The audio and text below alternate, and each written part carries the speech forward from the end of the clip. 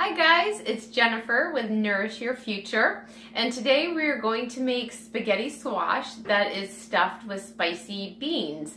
The recipe normally calls for black beans, but I actually ran out of black beans, so I'm going to substitute garbanzo beans today. Any bean would actually work in this recipe, so if you prefer, say, pinto beans over black beans, feel free to play around with it and make what you like. So if you come over here, you're going to see I already sliced up my squash. I sliced it in half. I'm going to cook it at 375 for about 30 to 35 minutes. And inside the Pyrex pans, I put a half a cup of water. So that's really all you need. You don't need any oil or anything like that. Just and I'll flip them over so you can see real quick. I haven't cleaned out the insides. I'm going to cook it first, and it's going to make cleaning out the insides just a little bit easier.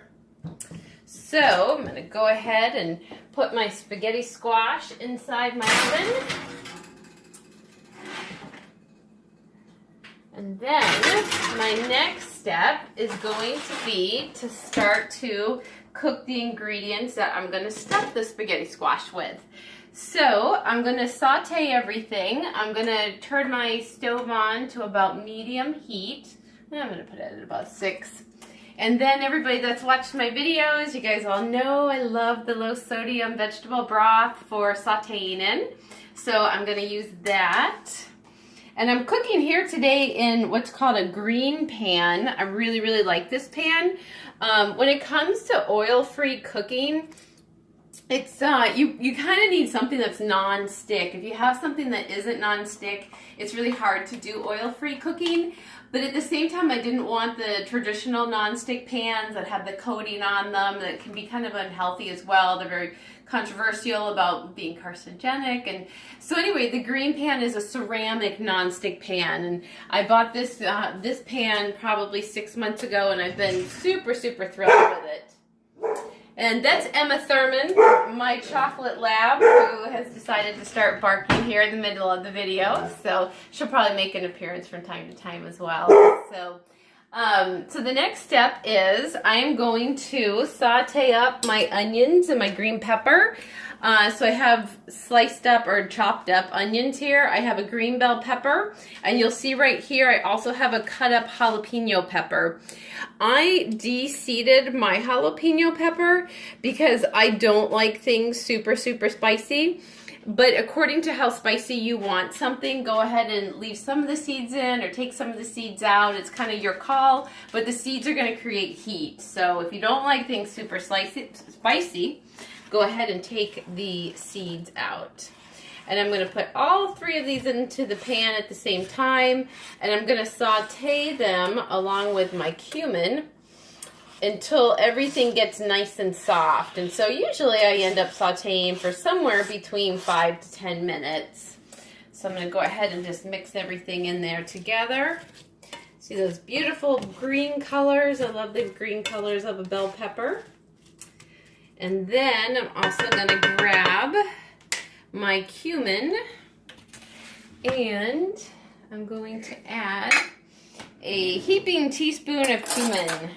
If you don't like cumin, or if you're somebody that you don't like things with the kind of the cumin flavor, you can feel free to do a little bit less cumin. I happen to really like it, so I think it gives things a nice flavor, especially when you're making something nice and spicy. So now I'm going to just mix my cumin into my mixture here. And then I'm going to put my lid on top, and I'm going to let it cook for 5 to 10 minutes, just depending on how long it takes for everything to get soft.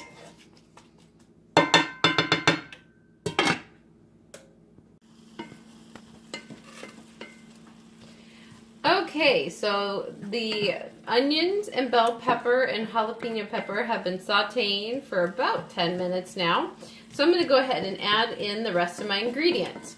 Now, when I started this videotape, I told you guys I was going to use garbanzo beans, but I actually made a last-minute decision to use pinto instead. So I'm using a can of organic pinto beans. And I'm going to go ahead, and I have drained these pinto beans already, and I have also rinsed them off. So I'm going to go ahead and just add the whole can into the mixture. I actually decided I was going to use the garbanzo beans for a different recipe, so that's why I made a last minute decision. So I'm going to mix in all of my beans here. Get them mixed in with the whole mixture.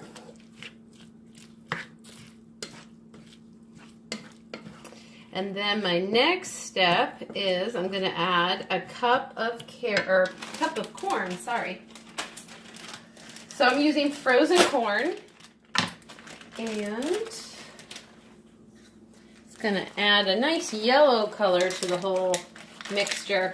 I usually look for that when I'm making recipes, is I want a lot of different colors in my recipe. You don't want all the same color. Oop, a little bit extra, but that's okay. Corn is good. I'm just using an organic frozen corn here. And then I'm going to go ahead and start to mix that in. That nice bright yellow color looks great with everything else. So, this recipe that I'm using calls for a teaspoon of chili pepper. Now, the chili pepper that I usually cook with, I got from an Indian grocery store, and it's super, super hot. So I don't use anything close to a full teaspoon. Otherwise, I would not be able to eat it. But if you have a regular chili pepper that's not super hot, or if you happen to really like super hot, feel free to add more.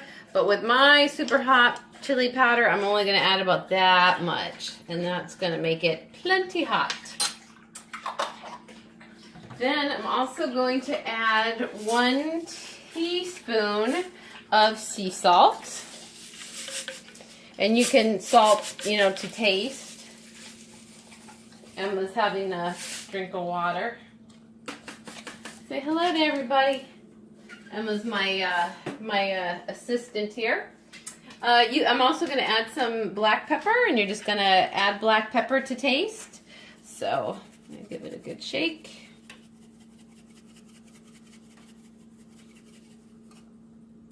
And then my last step is I am going to add some lime juice. So I've got a fresh squeezed lime here, and I'm just going to go ahead and just squeeze it right over top. The lime juice, the acid in it goes really, really well when you've made a nice hot, spicy dish. Do this other piece as well.